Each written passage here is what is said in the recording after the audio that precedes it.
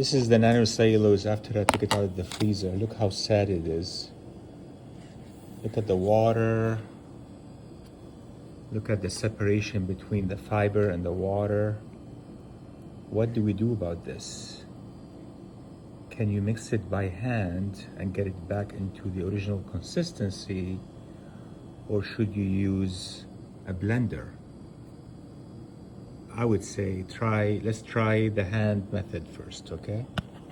So we're just gonna mix it, see if it goes into, finding this a little tough to do, but it probably will work given the capacity of the nanocellulose to absorb the water back, right?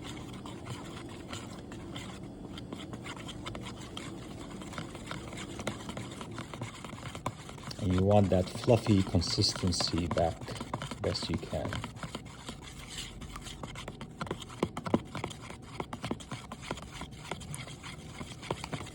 Not quite there yet. Still looks sad.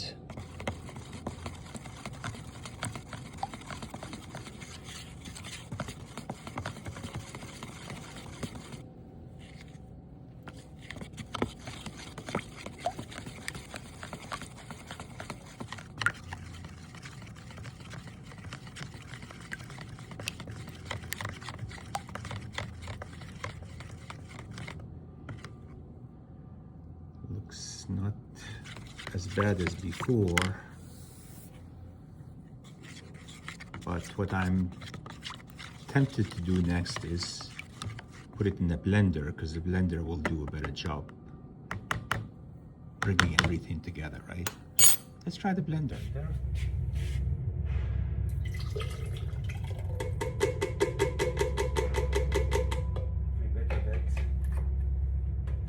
Let's see what we can do now to fluff it back up, right? Puree or pulse or...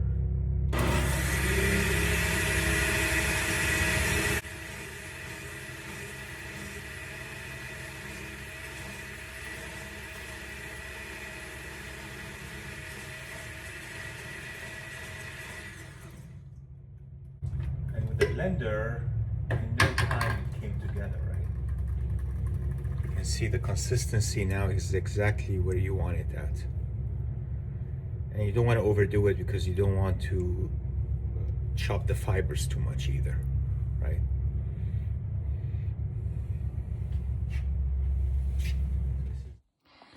So it looks nice and whipped and creamy afterwards. Looks like kind of stable, right?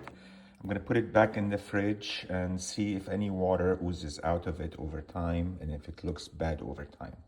If it doesn't, that means you can do that. You can freeze it and then you can put it in the blender and get it back revived, right? Okay.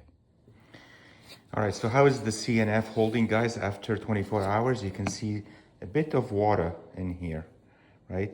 So that changes the percentage of fiber weight, right? It goes from 3%, if you get rid of the water, it goes from 3% to a higher percentage, right? So you need to reintegrate that water in best you can, right? But otherwise, it looks really nice and smooth and ready to be used. So freezing actually does give you kind of discombobulated fibers. On the other hand, if you put them in the blender and blend them for a couple of minutes, you end up with creamy texture again.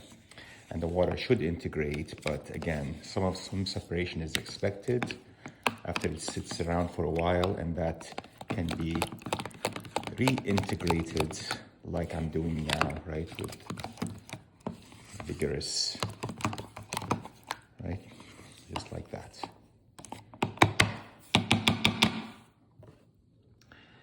And my advice before I put this back in the fridge is that before you freeze it, divide them into smaller adequate sizes, right? So this will, because you don't use the CNF too frequently, so you don't want to keep freezing and thawing large amounts, right?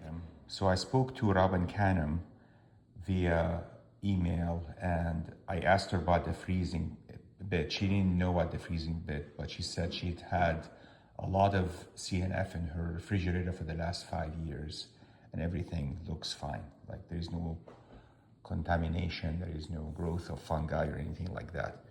So I believe what she said, but I am microbiologist, so I know bacteria will get to it eventually, right? So at least refrigerate this stuff, right? And don't buy too much of it, buy small amounts of it. All right? CNF. So decided to refreeze my sample, and look what happened again, right? Total mess. But you know what? Let's try again with the blender. Maybe it'll work again. This batch would be ruined if we can't, right? Okay. Let's give it a blend and see if it goes in, right?